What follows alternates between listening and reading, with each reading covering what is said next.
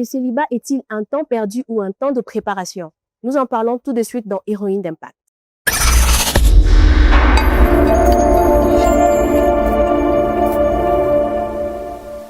Bonjour à tous et bienvenue dans Héroïne d'impact, l'émission où les femmes partagent leurs pleurs, leurs joies et trouvent des pistes, des solutions pour s'en sortir.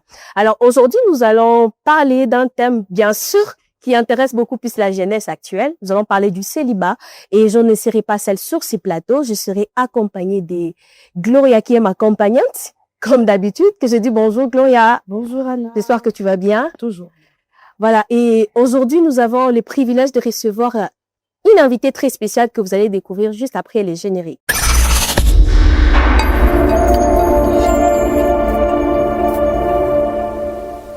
Alors, comme je venais de le dire, aujourd'hui, nous avons le privilège de recevoir le pasteur Tegra. Alors, pour ceux-là qui ne connaissent pas le pasteur Tegra, elle est pasteur de l'église Ebenezer. Elle est mère de deux beaux enfants. Bonjour, pasteur Tegra. Bonjour madame. J'espère que vous allez bien. Ça va très bien. Et vous? Oui, je vais très bien et je suis très heureuse de vous recevoir sur ces plateaux d'Héroïne d'impact. En tout cas, bienvenue. Merci beaucoup. D'accord. Alors, aujourd'hui, nous allons parler du célibat. Alors, nous allons parler du célibat. Pourquoi parler du célibat actuellement? Parce que nous, la jeunesse actuelle, nous sommes dans la confusion. Maman Tegra, aujourd'hui, il y a les gens qui considèrent les célibats comme un démon, les célibats comme un mauvais sort. La majorité des gens, bon, en tout cas, je vous dis, est arrivé jusqu'au point où dans nos églises, aujourd'hui, on commence à prier en chassant l'esprit du célibat. Alors, aujourd'hui, vous allez nous parler du célibat. Nous voulons d'abord, premièrement, savoir, maman Tegra, c'est quoi les célibats? Selon la vision des dieux, c'est quoi les célibats? En tant que chrétien, comment est-ce que vous pouvez définir les célibats? Selon la vision des dieux, les célibats, ça n'a rien à voir déjà avec les esprits que d'autres personnes chassent. Ça n'a rien à voir. Alors, le célibat peut être un don pour certains. Il y a ceux-là qui aspirent au célibat pour se concentrer à la parole des dieux. C'est comme les zéniques. Dans Matthieu, la Bible dit, ils ont refusé de se marier pour entrer dans le royaume des cieux. Alors, de nos jours, les gens ont l'impression que si tu n'es pas marié, tu es inférieur. Non. Le célibat, d'ailleurs, la Bible dit dans 1 Corinthiens 7, que le célibat nous permet d'avoir beaucoup de temps pour servir Dieu. La Bible dit que celui qui n'est pas marié s'inquiète beaucoup plus aux choses des dieux. Donc, moi, je ne me vois pas. Qu'est-ce que ça va voir avec chasser les démons? Donc, si tu es célibat, en tout cas, là, tu te concentres beaucoup plus à Dieu. Ok.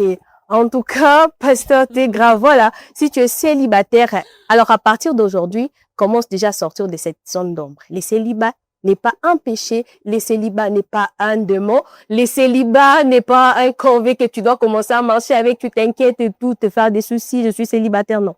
Les célibats, c'est un moment où tu dois te concentrer à... Voilà.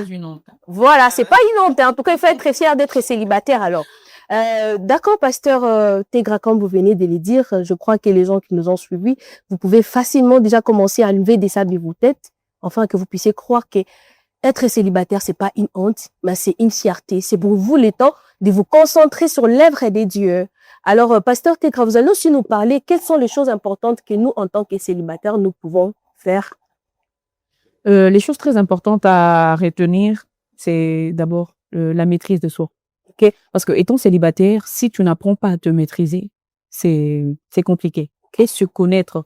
Parce que tu ne peux pas quand même maîtriser l'homme avec qui tu seras si tu ne sais pas te maîtriser. Ah oui. Donc, il faut vraiment travailler sur toi-même afin d'aider ton conjoint. C'est très important. D'ailleurs, parlant de travailler sur soi-même, le célibat en soi n'est pas une perte de temps. Comme le pasteur Tegra venait de le dire, que ce n'est pas une honte, c'est un état honorable. Et les choses la plus importante que vous pouvez faire lorsque vous êtes célibataire, comme nous à présent, on n'est pas mariés, c'est à vous concentrer sur vous-même. Trouvez votre identité en Jésus, puis passer beaucoup du temps avec Dieu, vous rapproche à savoir quelle est votre mission. Puisque vous ne savez pas à quoi vous êtes appelé, vous pouvez vous marier à quelqu'un qui n'est pas de votre vision. Pasteur Tegra est marié, elle peut même mettre de points dessus. Ça sera vraiment des catastrophes, au fait. Le temps que Dieu vous laisse seul, en tant que femme ou homme, c'est les moments où vous devez travailler sur votre identité, votre personnalité, votre entreprise. Il y a beaucoup de choses à faire à part se marier aussi. Hein. Donc, je crois que c'est un peu ça. Ah oui, d'ailleurs, pendant que tu étais en train de parler, je viens de me rappeler qu'il y avait quelqu'un qui m'a dit, Anna, en tout cas, tu es trop excitée, tu travailles et tout, tu es trop concentrée sur le travail. Mais sache que si tu trouvais un mauvais mari, tu risques de passer ton temps à souffrir après les mariages. J'ai dit, comment ça? Il me dit, non, arrête de beaucoup plus travailler, arrête de te construire. C'est l'homme qui viendra t'épouser qui jugera si tu dois continuer ou pas. J'ai dit, non, moi, je vais continuer à me battre parce que je sais que Dieu m'enverra une bonne personne qui va m'accompagner dans ma vision. Exactement. Alors, Pasteur Tegra, nous voulons aussi savoir comment une femme peut-elle utiliser son temps pour se construire pendant la période du célibat. Pendant cette période-là, la femme a beaucoup de temps d'abord de s'investir ou de chercher l'argent. C'est très important. De lire la parole de Dieu, de prier. Bon, la plupart des femmes ont l'impression que, bon, voilà, je peux rien faire, rester à la maison parce que l'homme qui viendra va tout faire. Tu as ta part de responsabilité à faire dans le mariage et du coup, tu dois te préparer étant célibataire. Tu dois lire la parole. C'est très important. Tu dois investir dans la prière. C'est très important. Parce que on n'est pas fort chaque jour. On n'est pas forte chaque jour. Peut-être Dieu va t'accorder un moment où tu dois prier.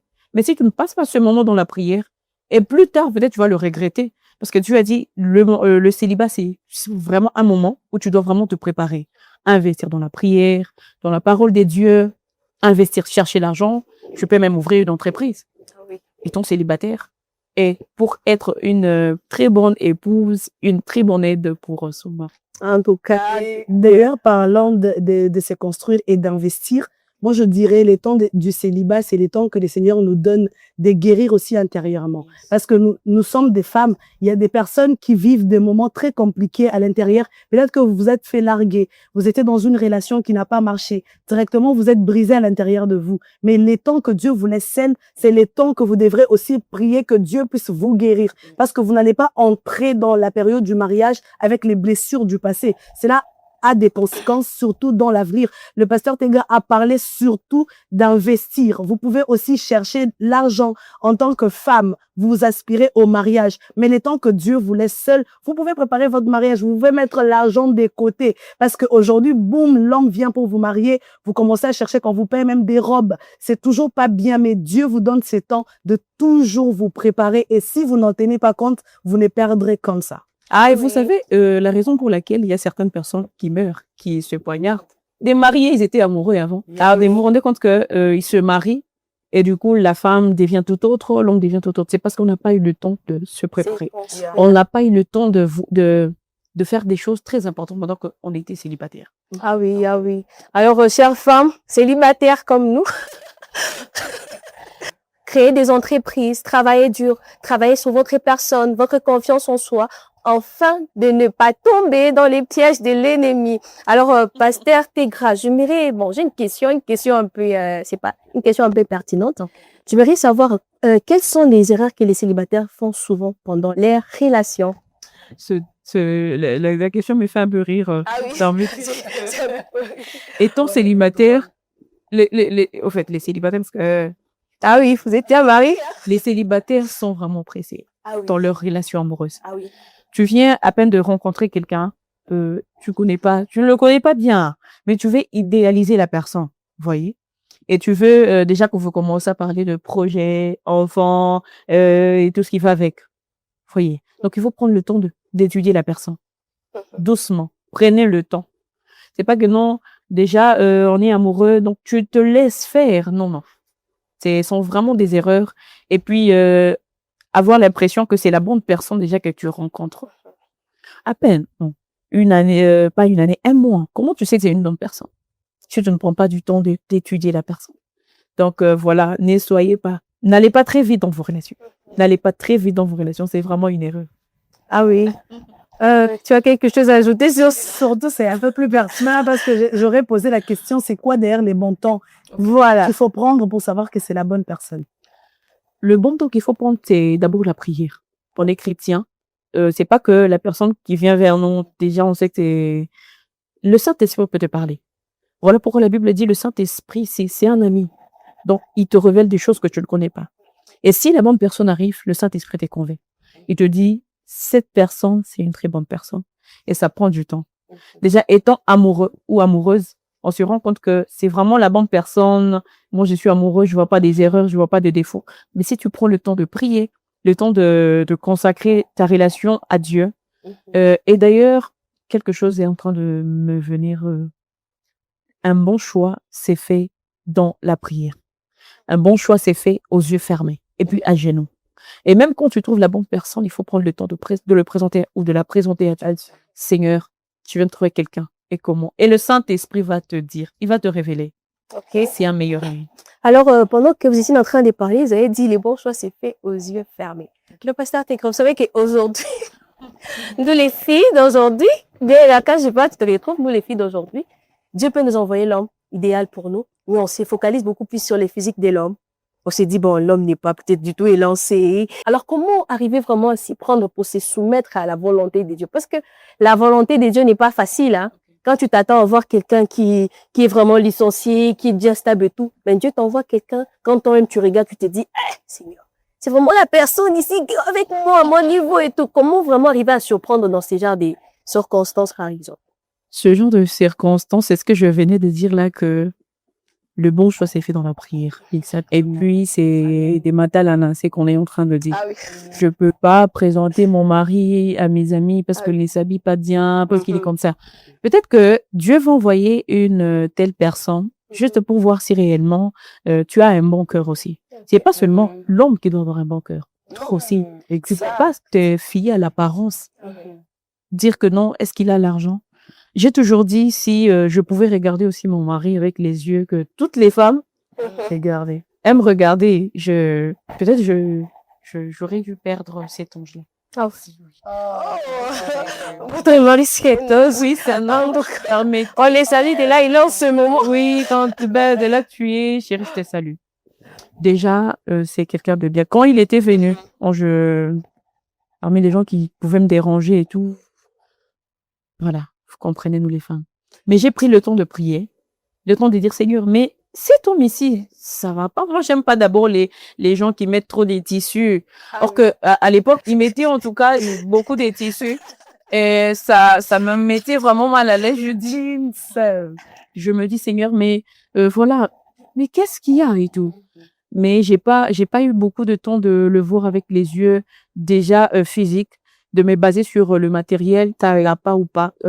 J'ai pris le temps de prier. Je dis, Seigneur, si c'est la personne idéale, en tout cas, je me mets, je m'engage, en tout cas. Il faut sortir de vos têtes que non, il doit être riche, non? Et peut-être qu'il va venir comme il viendra là, mais Dieu est en train de préparer quelque chose peut-être dans quelques années. Donc, 10 ans, c'est beaucoup. Après, j'ai le mariage, là, je l'avais changé. Donc, D'ailleurs, à Sophie, à la part. D'ailleurs, parlant des erreurs que nous, les femmes, par exemple, on commet dans les temps de célibat, comme les pasteurs disaient, elle n'a pas regardé son mari avec les yeux charnels seulement, mais quand même, elle a essayé d'entrer dans la prière pour connaître la vraie personne qui était devant elle. Peut-être que Dieu ne va pas nous présenter certainement ce qu'on veut voir. Oui. Surtout quand on aime les luxes et tout, mais après, voilà, vous voyez que la personne que Dieu vous a présentée, c'est vous pour vous amener et vous accompagner dans votre destinée. Il y a des femmes qui commettent l'erreur dans les célibats en se comparant aux autres. Quand les autres se marient, pourquoi moi je ne suis pas mariée? Lorsqu'elles commencent à se précipiter dans une relation, donc quelqu'un vient, dans quelques minutes, on vient d'en parler, déjà, oh, c'est la bonne personne. Je suis aussi tombée dans ces genres d'erreurs, or que je trouve qu'il faut toujours prendre son temps et surtout demander à Dieu qui en face de vous. Surtout, j'ai écrit aussi ignorer les signes d'alerte. Peut-être la personne qui est en face de vous, Dieu vous montre dans des songes qu'elle n'est pas peut-être la bonne personne. Les gens vous disent à côté de vous, on ne voit pas que cette personne a une bonne réputation. Aussi, au lieu de vérifier, vous dites non, par amour, je ferme les yeux. Tout ça a toujours des répercussions et surtout, ce sont des grandes erreurs. Et si vous ne prêtez pas attention, vous pouvez regretter à la longue. Et vous allez vous rendre compte que s'il y a un riche et un pauvre qui aime une fille, et la fille va commencer à prier, Seigneur, mais ce pauvre ici, c'est un esprit de mort, c'est quoi? Ce sont les liens de famille. Oui, j'ai parmi mes filles, les filles que j'encadre, il y a une qui me disait, maman, il y a un monsieur qui a beaucoup d'argent, il veut m'épouser, mais cependant, il y a un autre là qui n'a pas d'argent, il est mal habillé. Et elles vont rendre compte que L'habillement. bizarrement, c'est le pauvre que Dieu vraiment avait envoyé pour la dame. Et voilà, elle n'avait pas tiré beaucoup trop attention parce qu'elle était vraiment concentrée sur le matériel. Et voilà, ça causait beaucoup de choses dans sa vie. En tout cas, femmes, nous les femmes, nous les célibataires femmes, alors ne nous basons pas beaucoup plus sur les critères physiques et tout. Rentrons toujours, ayons toujours le temps de rentrer dans la prière pour parler au Seigneur, pour demander des signes au Seigneur, si c'est vraiment lui l'homme ou soit la bonne personne pour nous. Alors, Pasteur Tegra, pour finir cette émission, nous voulons savoir quel conseil pourriez-vous donner à cette femme qui est découragée à cause du célibat, qui n'a plus d'espoir, qui pense que c'est fini pour lui, peut-être elle a déjà 30 ans, peut-être qu'elle a déjà 25 ans, parce que ces derniers temps, et il y a même des filles de 25 ans, 24 ans et tout, elles se mettent un peu la pression sur elles-mêmes, elles doivent vraiment se marier, parce que telle s'est mariée, je dois aussi. Alors, quel conseil pourriez-vous donner à cette femme qui est découragée à cause du célibat? En tout cas, pour toutes les femmes qui sont en train de nous suivre d'ailleurs pour le moment, j'aimerais te dire quelque chose. Ta valeur n'est pas définie par ton statut. Ah oui. Tu peux être mariée ou pas, tu es toujours complète. Donc, tu n'es pas complète parce que il y a quelqu'un à tes côtés ou parce qu'il n'est pas là. Donc, tu restes belle. Alors, arrête de te comparer aux autres. Ah oui. Peut-être que dans le dessein de Dieu, toi, tu seras mariée à 30 ans. Il y a d'autres qui seront mariés à 35 ans. Il y a d'autres peut-être à 21 ans. Alors, tu ne peux pas te comparer aux autres parce qu'ils sont mariés, te mettre la pression. Non. Et d'ailleurs, le temps là de célibat, Dieu te laisse pour que tu te prépares. Ah oui. Donc, arrête de te comparer aux autres. Tu es complète. Étant mariée ou pas. Et je profite aussi pour dire que le mariage n'est pas supérieur au célibat. Ah oui. Donc, où tu es célibataire, tu deviens inférieur. Ah oui. Et vous savez que il y a dans la société, les gens respectent beaucoup plus le marié que le célibataire. Ah oui, ça y Pour est. dire que non, la personne qui n'est pas mariée et tout, il n'a pas de responsabilité, il est irresponsable. C'est lui qui est marié responsable. Ah, d'accord, tu as quelque chose à ajouter? C'est vraiment inspirant. Je pensais pas qu'on allait finir par là. Mais sinon, à toutes les femmes du monde entier, si vous êtes célibataire, vous n'êtes pas dans une période de malédiction. Vous n'êtes pas dans une période d'une femme rejetée. Sachez que le mot d'abord que je vous donne, Dieu vous aime tel que vous êtes. Et Dieu a une mission extraordinaire à accomplir avec vous. Amen. Femme dans les célibats, c'est le Seigneur qui permet que tu vives ces temps-là. Pas pour te tuer, mais pour te préparer à quelque chose. Le pasteur Tegra dit, il y a des femmes qui vont se marier à 20 ans, 30 ans, 40 ans. Moi, je souligne même à dire, prier aussi, demander à Dieu. Tu veux que je me marie plutôt quand? Et le Seigneur est capable de vous le dire que toi, pour le moment, concentre-toi à ça. Et ça va aussi vous épanouir dans votre cœur. Et j'aimerais aussi dire à une femme qui m'écoute maintenant, tu es célibataire, s'il te plaît, ne sois pas découragée. Prie le Seigneur. Le Seigneur est avec toi. Le Seigneur va t'accompagner. Le Seigneur va te faire énormément du bien. Et dans le temps opportun, tu rencontreras la bonne personne pour ta vie. Amen, amen. Pasteur qui est là. Amen, amen.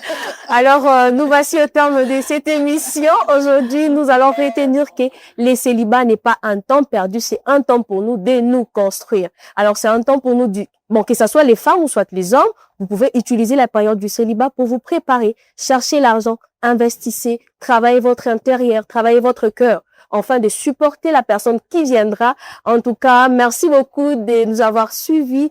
Nous vous donnons rendez-vous pour un prochain numéro dans Héroïne d'Impact. À bientôt. Bye bye.